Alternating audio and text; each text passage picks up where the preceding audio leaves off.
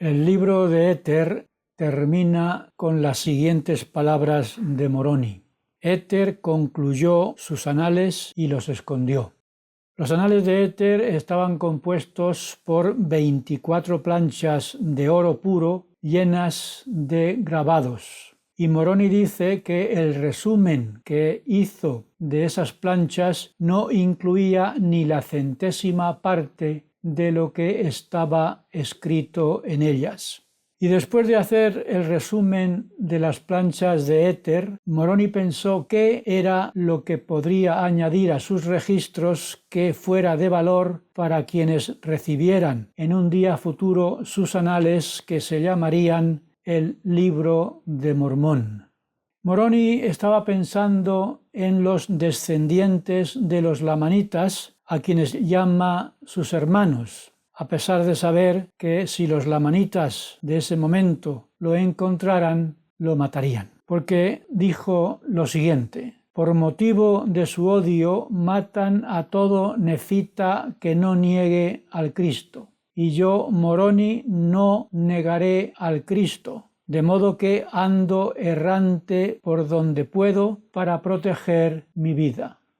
Con estas palabras, Moroni muestra la firmeza de sus convicciones y también sus buenos sentimientos por quienes querían matarlo, a los que, a pesar de todo, considera sus hermanos, no sus enemigos.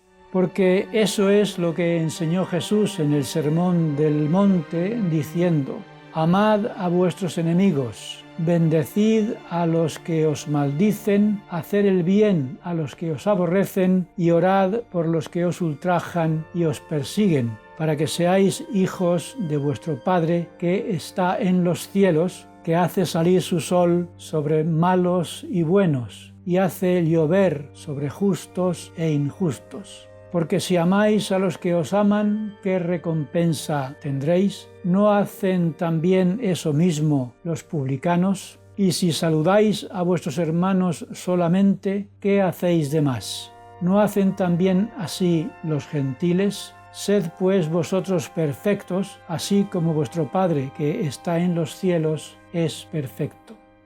El libro de Moroni sería como un apéndice del futuro libro de Mormón, y Moroni decidió incluir en este apéndice o anexo instrucciones de práctica religiosa y adoración, un sermón y algunas epístolas de su padre, su testimonio sobre todo lo que había escrito y finalmente su despedida.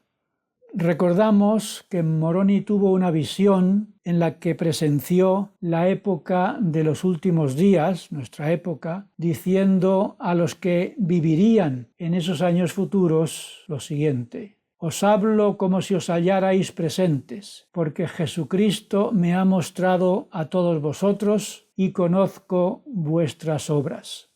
Por tanto, dándose cuenta de que los descendientes de los lamanitas vivirían en una época de apostasía, necesitarían no solo la plenitud del Evangelio, sino también la restauración de la Iglesia de Jesucristo. Por eso, Moroni hizo un resumen de las sagradas ordenanzas que se administrarían en esa Iglesia restaurada.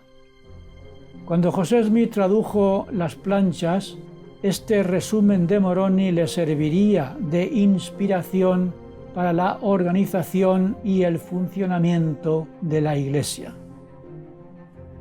En el capítulo 2, Moroni nos recuerda que el Cristo resucitado, cuando organizó su Iglesia entre los nefitas, escogió a 12 discípulos o apóstoles para que fueran sus testigos especiales y les dio la autoridad para conferir con el poder del santo sacerdocio el don del Espíritu Santo a quienes entraran en la Iglesia por medio del bautismo.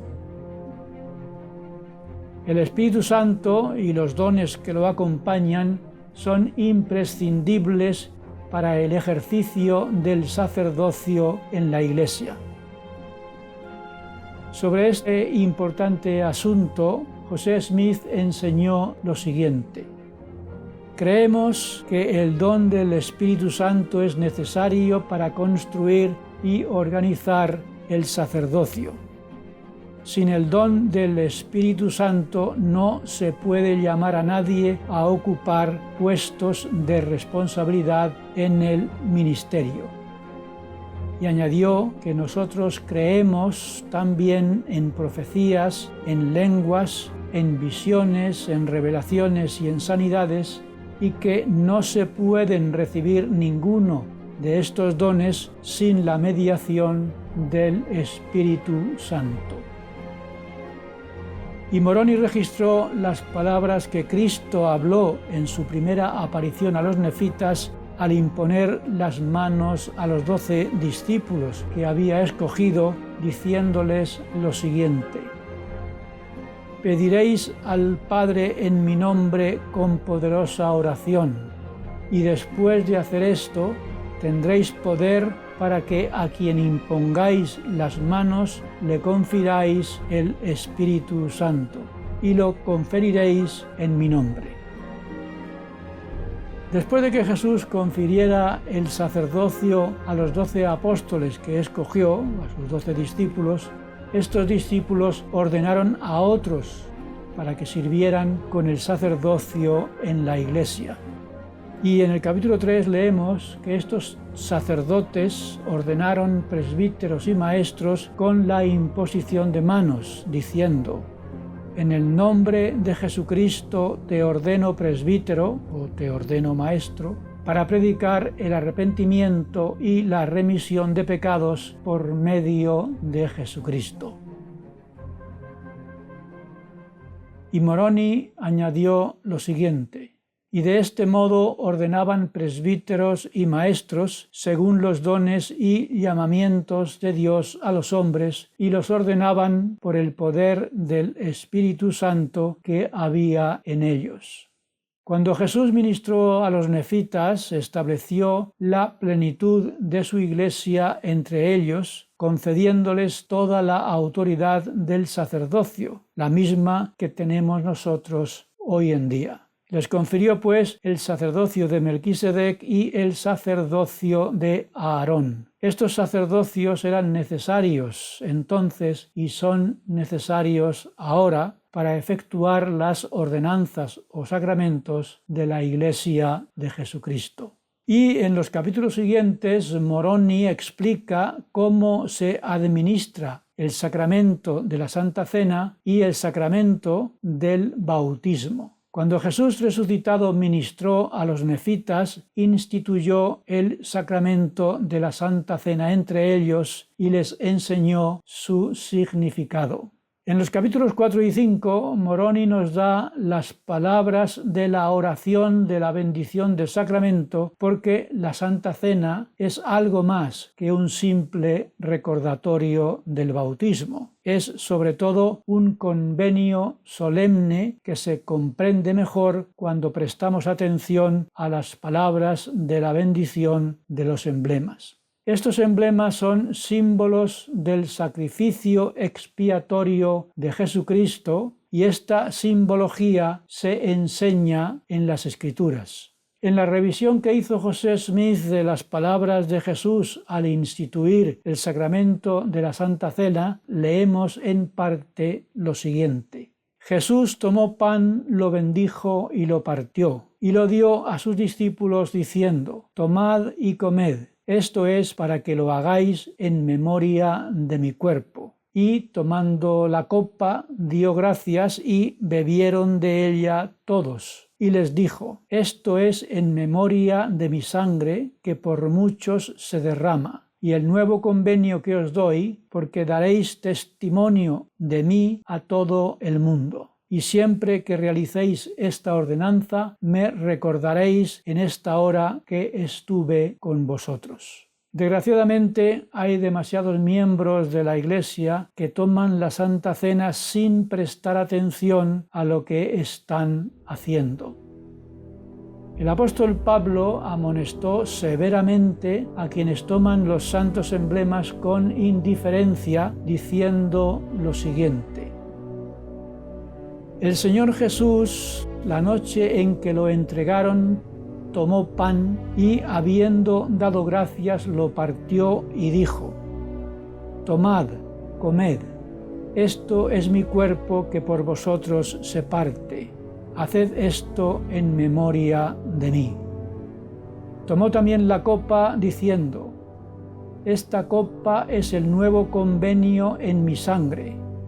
Haced esto todas las veces que la bebáis en memoria de mí. Porque todas las veces que comáis este pan y bebáis esta copa, la muerte del Señor anunciáis hasta que Él venga. De manera que cualquiera que comiere este pan o bebiere esta copa del Señor indignamente, se le culpará del cuerpo y de la sangre del Señor. Por tanto, examínese cada uno a sí mismo y coma así el pan y beba así la copa, porque el que come y bebe indignamente, sin discernir el cuerpo del Señor, come y bebe juicio para sí, por lo cual hay muchos enfermos y debilitados entre vosotros, y muchos duermen. El apóstol nos está diciendo que si tomo los emblemas del sacramento de la Santa Cena sin meditar sobre su significado, estoy tomando la Santa Cena indignamente. Y el resultado será que nos debilitaremos espiritualmente y pasaremos por esta vida terrenal dormidos para las cosas de Dios. El presidente Dallin H. Oaks dijo lo siguiente: la ordenanza de la Santa Cena hace que la reunión sacramental sea la más sagrada e importante de la Iglesia. Me doy cuenta de que algunos jóvenes e incluso algunos adultos todavía no han llegado a entender el significado de esta reunión ni la importancia que tienen en ella la reverencia y la adoración individual. Los padres son responsables de enseñar a sus hijos con la palabra y con el ejemplo el significado y carácter sagrado de la Santa Cena. Y los miembros de los obispados tienen el deber de hacer lo mismo con los miembros de sus barrios. En el capítulo 6, Moroni nos habla del bautismo, diciendo que los que deseen bautizarse en la Iglesia deben mostrar por sus obras que son dignos de recibir esta sagrada ordenanza, dispuestos a tomar sobre sí el nombre de Cristo con la determinación de servirle hasta el fin. Y Moroni enseña que después del bautismo se contaba a los recién bautizados entre los del pueblo de la Iglesia de Cristo. Y Moroni pide que los miembros de la Iglesia se reúnan a menudo para orar y ayunar y para hablar unos con otros sobre el bienestar de sus almas. Los miembros de la Iglesia deben hacer todo lo necesario para reunirse a menudo y usar esas reuniones para fortalecerse los unos a los otros.